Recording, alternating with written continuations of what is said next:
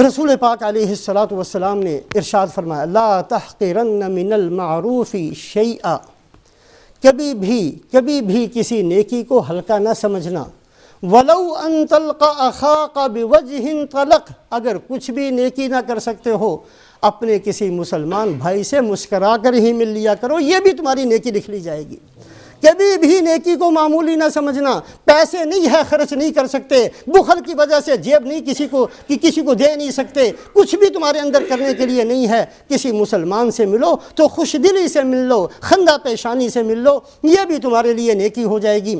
حدیث پاک کے اندر آتا ہے ایک دفعہ حضرت ابو ذر غفاری رضی اللہ تعالیٰ عنہ حاضر خدمت ہوئے، یا رسول اللہ کوئی ایسا عمل بتا دیجئے جو بندہ اس کو کرے وہ جنت میں چلا جائے۔ آپ صلی اللہ علیہ وسلم نے فرمایا ایمان، کہا جی ایمان تو ہے، اعمال کے بارے میں فرمائیے۔ آپ نے فرمایا اللہ نے جو رزق دیا ہے اس رزق میں سے خرچ کیا کرو۔ کہا جی یا رسول اللہ اگر کوئی بندہ ایسا ہے جس کے پاس ہے ہی کچھ نہیں، وہ خرچ کہاں سے کرے گا؟ کہ اچھا اگر خرچ نہیں کر سکتا اس کو چاہیے امر بالمعروف اور نہی عن المنکر کر دیا کرے، کسی کو نیکی کا راستہ دکھا دیا کرے، کسی کو گناہ سے روک دیا کرے۔ فرمانے لگے کہ یا رسول اللہ اگر وہ خود ہی بندہ بڑا عیب دار ہے، اس کے اندر خود ہی اتنے عیب ہیں، وہ کسی کو نیکی کا راستہ کیسے بتائے گا جبکہ خود ہی گناہوں سے بھرا ہوا ہے؟ آپ صلی اللہ علیہ وسلم نے فرمایا اگر وہ اتنا بھی نہیں کر سکتا تو جو کم درجے کم عقل کے لوگ ہیں، جن کو معمولی بھولے بھالے جن کو کہا جاتا ہے، جو خود اپنے کام کو نہیں سمجھ سکتے، ان میں سے کسی کا کام کر دیا کرو۔ کہا یا رسول اللہ اگر وہ بندہ خود ہی بڑا بھولا بھالا سیدھا سادہ بدھو قسم کا آدمی ہو وہ کیا کرے؟ تو رسول پاک علیہ الصلاۃ والسلام نے فرمایا کسی مصیبت میں پھنسے ہوئے بندے کی مدد کر دیا کرے۔ اس نے کہا یا رسول اللہ اگر وہ خود ہی مصیبت میں پھنسا ہو وہ کیا کرے؟ تو آپ صلی اللہ علیہ وسلم نے فرمایا کیا پوچھنا چاہتے ہو؟ کچھ کر بھی سکتا ہے کہ نہیں وہ جس بندے کے بارے میں پوچھتے ہو؟ ہاں اگر کچھ بھی نہیں کر سکتا یمسک عن اذی الناس، وہ لوگوں کو تکلیف نہ پہنچائے، اتنا ہی کر لے، کسی کو پریشان نہ کرے، کسی کی غیبت نہ کرے، کسی کے بارے میں کوئی بات نہ کہے، کسی کو تنگ نہ کرے، کسی کے لیے مصیبت کا سبب نہ بنے۔ یمسک عن اذی الناس، لوگوں کی تکلیف سے اپنے آپ کو بچا دے۔ بڑے خوش ہوئے حضرت ابو ذر غفاری، کہا یا رسول اللہ اذا عمل هذا دخل الجنہ، اگر اتنا بھی کر لے گا جنت میں پہنچ جائے گا؟ آپ نے فرمایا ہاں، قیامت والے دن ہر نیکی اللہ پاک نے اس کو اتنا اختیار دینا ہے، ہر چھوٹی سے چھوٹی نیکی اخذت بیدہ حتی تدخلہ الجنہ، ہر نیکی اپنے کرنے والے کا ہاتھ پکڑے گی اور اس کو جنت میں لے کر جائے گی۔ چھوٹی سے چھوٹی نیکی کو معمولی سمجھ کر چھوڑنا نہیں، چھوٹی سے چھوٹی نیکی کو۔ حدیث پاک کے اندر آتا ہے ایک جنازے میں رسول پاک علیہ الصلاۃ والسلام تشریف لے گئے، ایک معمولی قسم کا آدمی تھا۔ حضرت عمر رضی اللہ تعالیٰ فرمانے لگے یا رسول اللہ لا تصلی علیہ فإنہ رجل فاجر، اے اللہ کے نبی اس کی نماز جنازہ تو آپ نہ پڑھائیں، بہت برا آدمی تھا، بہت برا آدمی تھا، یہ اس کے اندر بہت عیب تھے، بڑے گناہ تھے۔ رسول پاک علیہ الصلاۃ والسلام نے بجائے حضرت عمر رضی اللہ تعالیٰ عنہ کو کچھ کہنے کے، صحابہ جو مجمع تھا ان سے پوچھا بھائی تم میں سے کسی نے اس بندے کو کبھی بھی کوئی نیکی کرتے ہوئے دیکھا ہے؟ ایک آدمی کھڑا ہوا، یا رسول اللہ میں نے دیکھا ہے، ایک دفعہ مجاہدین کی ایک جماعت تھی، رات تھکے ہوئے آئے تھے، یہ بندہ کھڑا ہوا اور اس نے کہا تم آرام سے سو جاؤ میں تمہاری پہرے داری کرتا ہوں۔ یہ ساری رات کھڑے ہو کر پہرا دیتا رہا۔ رسول پاک علیہ الصلاۃ والسلام مجمع کی طرف متوجہ ہوئے، ان اصحابک یظنون انک من اہل النار وانا اشہد انک من اہل الجنہ، اے مرنے والے یہ جتنے تیرے ساتھی کھڑے ہیں یہ تو سمجھتے ہیں کہ تو جہنمی ہے، میں اللہ کا رسول گواہی دیتا ہوں کہ تو جنتی ہے۔ ایک نیکی تھی، ایک نیکی اللہ پاک نے اس پر بخش دیا۔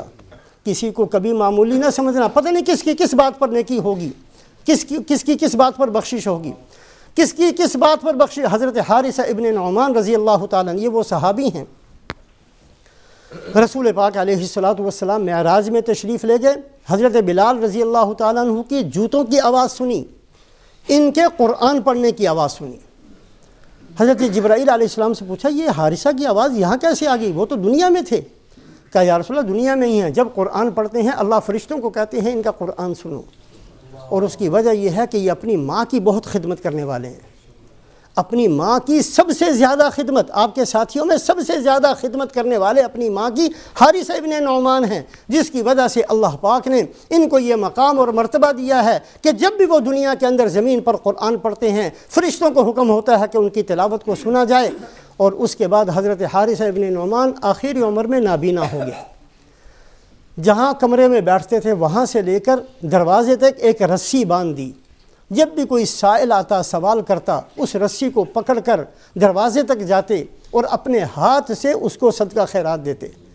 بیٹے گھر کے افراد کہتے تھے ہمیں بتا دیتے، ہم دے آتے جا کر، آپ خواہ اتنی تکلیف کرتے ہیں۔ فرماتے میں نے رسول پاک علیہ السلام سے سنا کہ جو آدمی اپنے ہاتھ سے کسی کی ضرورت کو پورا کرتا ہے اللہ پاک اس کے برے خاتمے سے اس کو بچاتے ہیں، اس کا خاتمہ اچھا ہوتا ہے، اس کی موت ایمان پر آتی ہے، اس کو کلمہ نصیب ہوتا ہے۔ میں یہ چاہتے ہوئے کہ مجھے بھی کلمہ نصیب ہو جائے یہ نیکی اپنے ہاتھ سے کرنا چاہتا ہوں۔ صحابہ بڑے بڑے عظمتوں اور بڑی بڑی شانوں کے باوجود چھوٹی چھوٹی نیکی کے پیچھے پیچھے جایا کرتے تھے کہ کوئی نیکی ہم سے رہ نہ جائے، ہر نیکی کو میں نے کر لینا ہے۔ رسول پاک علیہ السلام نے اپنی امت کی تربیت فرمائی۔ اخیر کے اندر اس بات کو ہم سامنے رکھیں، بڑے سے بڑے گناہ کو کر لینے کے بعد اللہ سے توبہ کرنا یہ ایمان ہے، اس کا نام ایمان ہے۔ اللہ خوش ہوتے ہیں، توبہ کو قبول فرماتے ہیں۔ لیکن پلان کر کے گناہ کرنا اور یہ سمجھ کر گناہ کرنا کوئی نہیں، کرتے جاؤ کر بعد میں توبہ کر لیں گے، یہ جو ہمارا ذہن ہے، یہ جو ہمارا ذہن ہے، کوئی نہیں، جیسی بے ڈھنگی زندگی ہے ٹھیک ہے ایسے چلتے رہو، جس گناہ کے عادی ہیں کرتے چلے جاؤ، توبہ کر لیں گے مرنے سے پہلے۔ یہ جو گناہ کی عادت ہے پلان کر کے گناہ کرنے، ایک ہے گناہ ہو جانا، پلان کر کے سوچ کے کہ کر لیں گے توبہ، کوئی نہیں کر لیں ابھی بڑی زندگی ہے کر لیں گے توبہ، اس گناہ کی وجہ سے مصیبتیں آتی ہیں۔ سورہ یوسف پڑھیں، اللہ پاک نے سورہ یوسف کے اندر حضرت یوسف علیہ السلام کے بھائیوں کا ذکر کیا۔ بھائیوں نے کیا کہا؟ اقتلوا یوسف او اطرحوہ ارضا یخل لکم وجہ ابیکم وتکونوا من بعدہ قوما صالحین۔ یہ جو ہر وقت ابا جان یوسف کرتے رہتے ہیں، ایک ہی طریقہ ہے کہ ان کو باپ سے دور کر دیں۔ اس کی ایک صورت تو یہ ہے کہ ان کو قتل کر دیتے ہیں، دوسری صورت یہ ہے کہ قتل بہت بڑا گناہ ہے، چلو قتل نہیں کرتے لیکن ان کو کسی دور دراز جا کر کسی میدان میں کسی کنویں میں پھینک آتے ہیں۔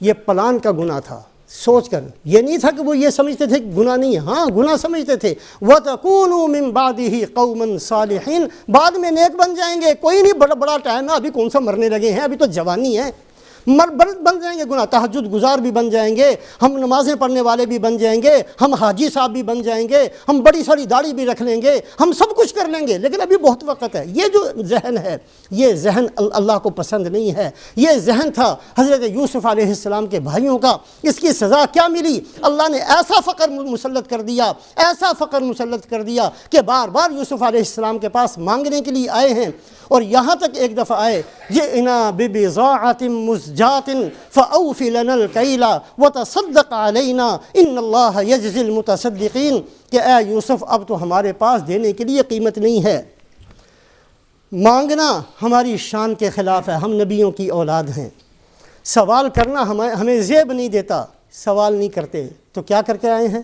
اپنے گھر کے استعمال شدہ جتنے برتن تھے وہ لے کر آئے ہیں۔